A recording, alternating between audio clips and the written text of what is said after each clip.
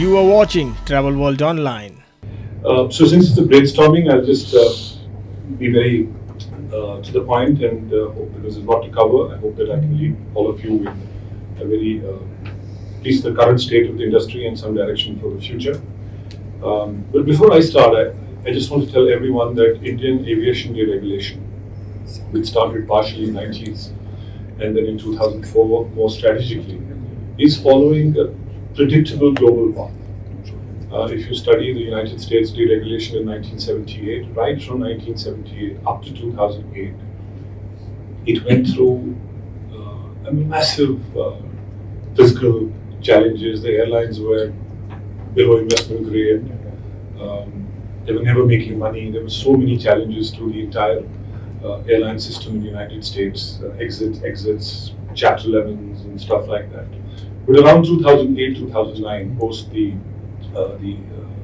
economic depression that we saw in 2008-9 following the Goldman Sachs, there was a strategic consolidation. And that strategic consolidation led Mr. Buffett to invest in an airline, saying that these are investment grade airlines. From a point where investors were not touching an airline stock, from 2008 onwards, right up to now, except a brief period of COVID. I think they're making money, they're profitable, their return on capital is very significant. So there is a structural change. But it took them 30 years to reach where they are, starting from 2008 and now. If you look at Europe, for example, though I believe personally that Europe needs to go through a lot of room for consolidation into Europe. But if you look at the state of the European airline industry, you have three big entities: Lufthansa Group, Air France KLM, and the IAG Group, which handles about large consortium of airlines. They're stable, though not as profitable, still a little vulnerable because their cost structure is different. But at least there are stable airline system in there, and you have three LCCs: Ryanair, EasyJet, and Wizz Group. There may be small pockets of other airlines, but broadly, with consolidation, they have become a little stronger. It has followed a predictable. Now, when we come back to India, India tested partial deregulation in the 90s, and we started private airlines. We call them private taxis, air taxis. Then we gave them a scheduled airline status within a span of 5-6 airlines, largely because of fiscal issues, undercapitalization, many other issues. Most of them closed. Then there was a gap between, I think, 1998 to about 2003-4. Hardly anything happened. There was a pace of tremendous inaction. And certainly from 2004 onwards, I termed that deregulation right from 2004 to now a genuine attempt at deregulation. It was not complete, but it was a genuine attempt at deregulation. So I think it has also followed a predictable path. And what did we see since 90s and right up from 2004, almost 30 years into the deregulation? A very unstable airline system, $18 billion losses, nobody recovering cost of capital.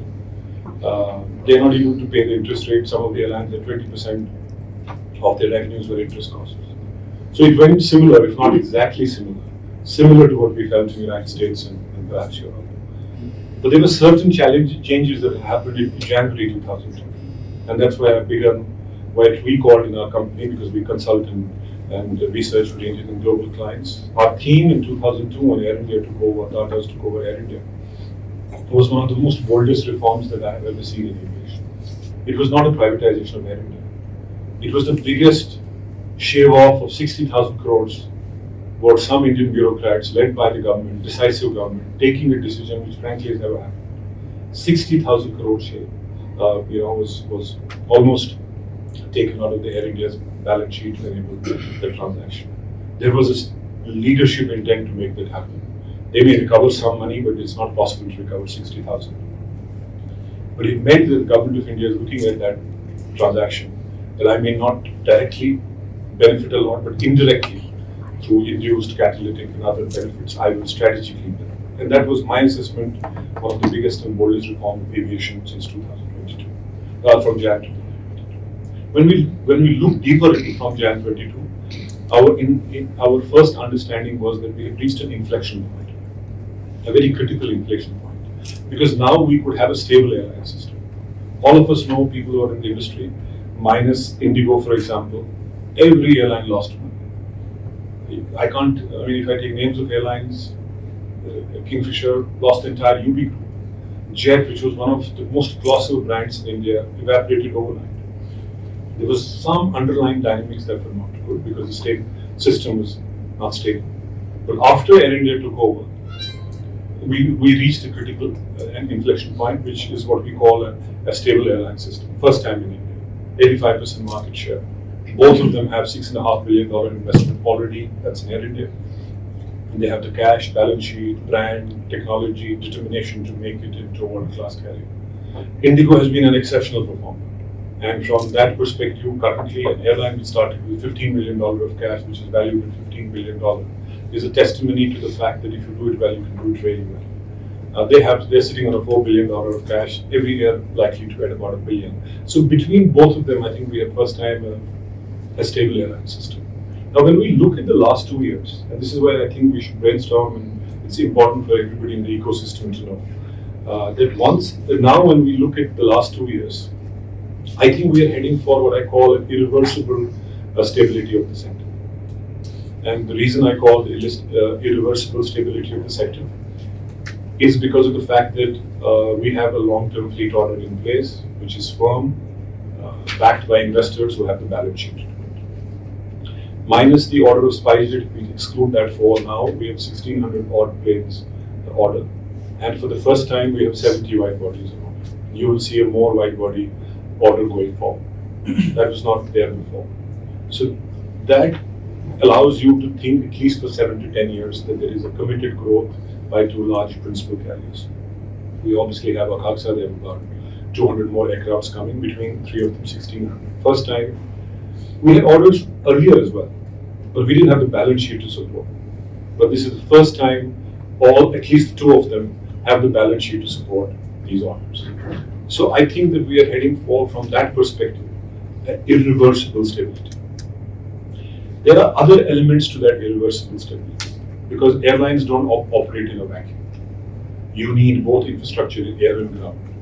You need the entire logistics ecosystem to be aligned to make them stronger. So the first time, at least to my best of my knowledge, that we have an airport infrastructure which is ahead of demand. We still have peaks and off peaks, super peaks, little choked, slot issues, and I'll come to that. But I think we have almost 800 million to a billion airport capacity, at least for about 10 years, 7 to 10 years. I'm sure the Honorable Secretary will delve on that. The Delhi NCR will have 200 billion airport capacity. It will change urban economics beyond NCR. When we look at Bombay and the current Bombay and the Navi Mumbai airport, roughly 130, 140 million, that will change Maharashtra in ways and means that we can't think of now. I'm not only talking about the MMR region. Bangalore, 92 million. Hyderabad could go in excess of 80 million. Adani airports are adding minus metros about 190 million. Airport Authority of India has invested about $4 billion to almost double its capacity. So for the first time, at least for the next 5-7 years, it looks to me that the irreversible stability from a stronger airline system is supported by a good on-ground infrastructure, which is what will allow this growth to happen. Then this other critical element which was also ignored for long was the fiscal issues of the industry. There are still direct and indirect taxes which we need to be rationalized, but the persistent effort of this government has got VAT reduced to 1 to 4% in most of the states except 5, though those 5 are critical. But I think we are moving towards, even if the ATF is not a part of the GST, you will see that the fiscal issues on the fuel part of the tax getting more and more rationalized, even if the ATF is not included in the GST. Except 4-5 states, most of them are 1 to 4% now. So that allows, and I think airlines would know, that having the 25% VAT to about 1 to 4% means an operating cost of about 8 to 10%. So that's another really vital factor. Government has introduced reforms in MRO, so that's positive. We have significant airframe capacity. We may not have components capacity, we may not have engine capability, but we have significant MRO capacity. With Air India's engineering being privatized, you have 2 engine shops coming up, Pratt and Safran. So I think we're at least heading towards some logistics infrastructure, high-tech infrastructure coming into it. There is significant ATO capacity, simulator infrastructure that's needed. More and more simulators are coming. FTO business, there are about 20, in fact, we have more than we require. So the pilot pipeline supply at least has directionally a solid basis to look within rather than look outside.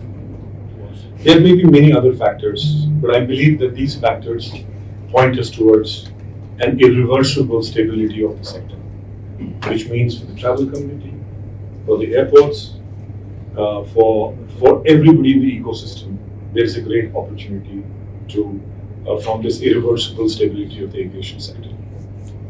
We have Edward here, Sanjeev Edward here. I mean, though Mr. Subhashji said that it's saturated, it has equivalent capacity as Noida Airport. It can go up to 70 million more. And the structural capacity of Noida, if they don't get land, is around 70. So it's going to be the first airport which could go up to 120 to 140 million. So we could look at, over a period of time, at least a very strong, if not a hub, but a strong corridor, because hubs take a lot of time.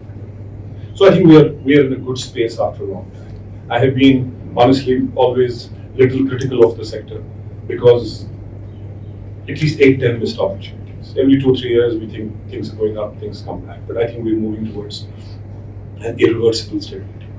But since the Honorable Secretary is here, I may point out that we have a lot to do. I don't want to make it always sound that it is exceptional. Yes, fundamentals are strong, but we have some issues which we had perhaps not delved or discussed that through. It took us 90 years to become 700 plus planes. 90 years. In the next 5-7 years, we will be about 700. That means what it took us 90 years, we're going to have that same fleet size, if not in 5 years, but 7 years, 6 to 7 years. So we're doubling the fleet, which took us 90 years. So what does it mean? We're doubling the industry. What does the doubling of the industry mean? You need 10,000-12,000 pilots. You need about 30,000 technicians and AMEs. You need thousands of cabin crew. You need ATCOs. You need, let's say, airworthiness staff to maintain DGC. You need CSR staff, not only in Delhi, Bombay, but other airports. So that's one. Preparing for that, to be honest with you, needs some dramatic developments to be able to control what is likely to happen. Otherwise, we will again have a pocket. The skill infrastructure is not adequate to what the airlines are doing. Obviously, they wait. Pilot will come. The rest of the things will come. But if we have to plan this growth, we need a structure. Second is the airspace part. I again want to reiterate. So whenever I talk to the government or in our capacity, give a lot of inputs. ANS corporatization is my assessment fundamental to making the capacity in air aligned to the capacity. Now there may be an issue with respect to AI not wanting the corporatization of ANS. I have been giving multiple position papers to the Parliament Standing Committee and maybe many secretaries who are ex-secretaries who were chairmen of committees to look at ANS corporatization. I believe it's fundamental. It's fundamental that we look at ANS corporatization. We may think about that we have a multiple runway system in Delhi. Delhi has 4 runways, but it's ultimately 2.5, and I'm sure Sanjeev will say. Our single runway system at the airports, if it is globally 40, we are about 15-20. Our dual runway system is below industry benchmarks. So productivity of that infrastructure will only require not just ground, extra runways, rapid taxiways, parallel runways, but it also needs almost decongestion in here. Technology is one, people, training, those are the other elements. Must be. I can tell you that we are on a historic curve of change which will impact Indian economy so positively, but we need to ensure that the airspace part is critical.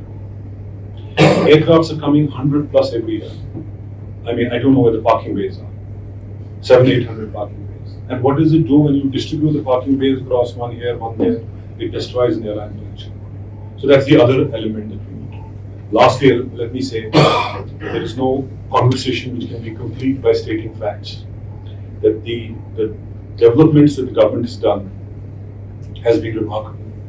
But if we don't reset our institutions, and I'd call institutions DGCA, it may be perhaps not good to talk about it right now, but if you have to maintain this growth for the next 5-7 years and do what the Prime Minister of the country wants aviation to produce, independence of DGCA, like CAA UK, is fundamental. You cannot grow if the DGCA doesn't change its architecture. Because the growth is going to be not only, we just talked about 700 planes. There's going to be helicopters coming, there's going to be general aviation coming, we'll have, say, eVTOLs coming.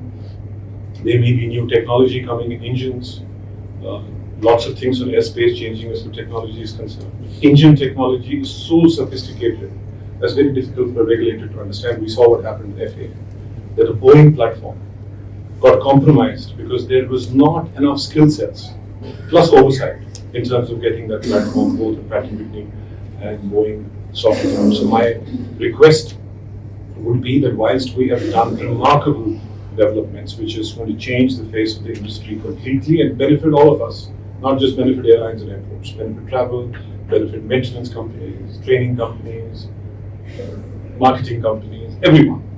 But if we don't set up the institutions correct, I don't know how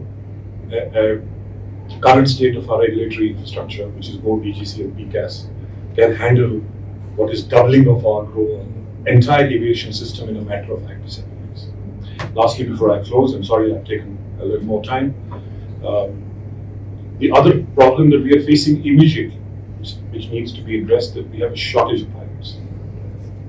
When we model pilot capability going forward, we may take a 3.5-5% churn.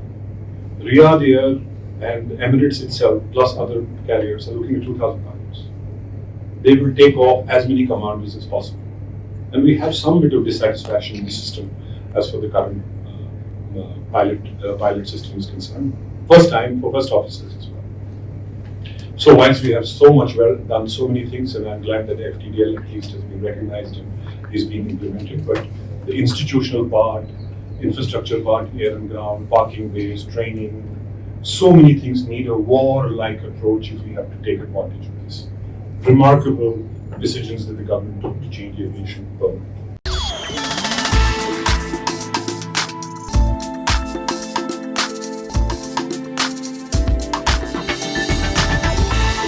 You are watching Travel World Online.